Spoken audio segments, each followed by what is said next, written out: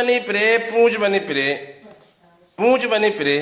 अगर पति पत्नी कहीं जाते हैं, पति कहीं जाता, पत्नी कहती मैं भी चलूंगी आपके साथ में, मैं भी चलूंगी आपके साथ में, पति मना करता है तो मन उदास कर लेती, पति कह देते चलो कोई बात नहीं।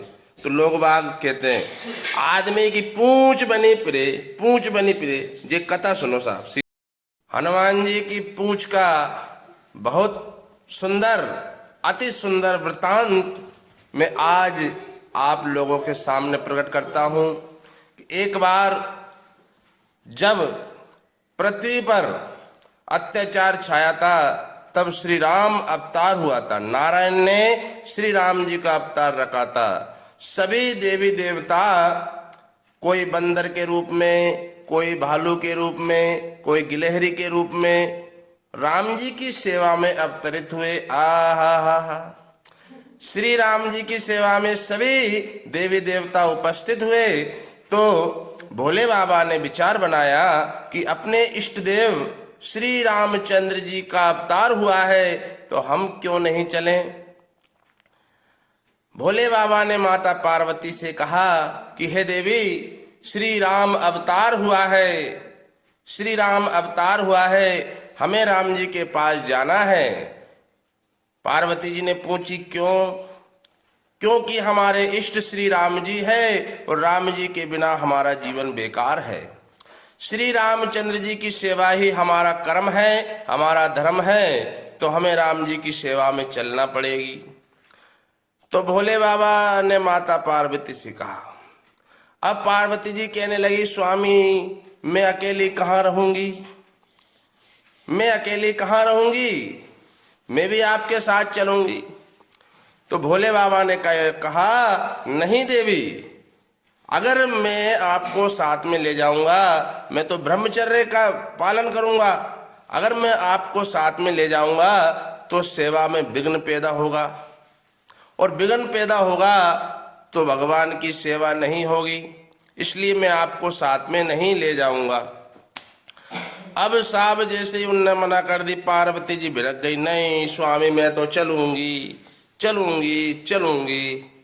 तो साहब भोले बाबा ने कही ठीक है चलो, कैसे चलें?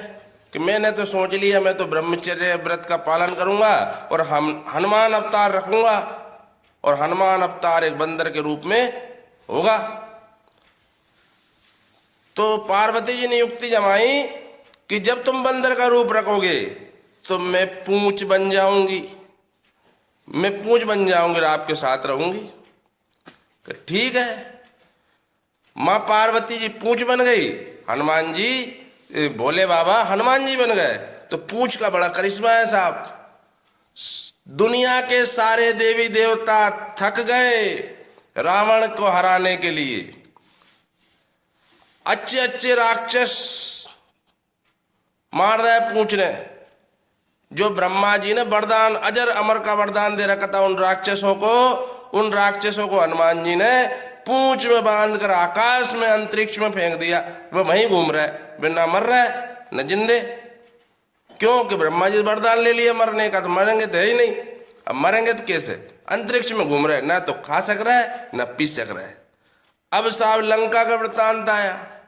लंका इतनी सुंदर थी कि कोई जला ही नहीं सकता, कोई उजाड़ नहीं सकता। तो हनुमान जी भी दिमाग लगाया। हनुमान जी ने दिमाग लगाया तो पूंछ से कहा कि पूंछ तेरे हिसाब से देख ले। अब साहब सिस्टम जमा, तो पूंछ लंबी, इतनी लंबी पूरी लंका जला डाली। इतनो तो घी, भाई को रावण को घी, बई को तेल, बई की आग, बई की राक्षस बांधे वाले, और बड़े आनंद आए, लंका जल गई। पूंछ का बड़ा करिश्मा है हनुमान जी। इसलिए हनुमान जी की पूजा करो जब पूंछ का ध्यान रखो। अगर लंबी हो गई तो समझ लो सीताराम। और साहब पूंछ, जैसे कोई आदमी पूंछ की बात चल रही है। अगर कोई आदमी कहीं जा रहा है, अब पत्नी जिद करे कि मैं भी चलूंगी, तो आदमी कहे नहीं नहीं तू नहीं चलेगी।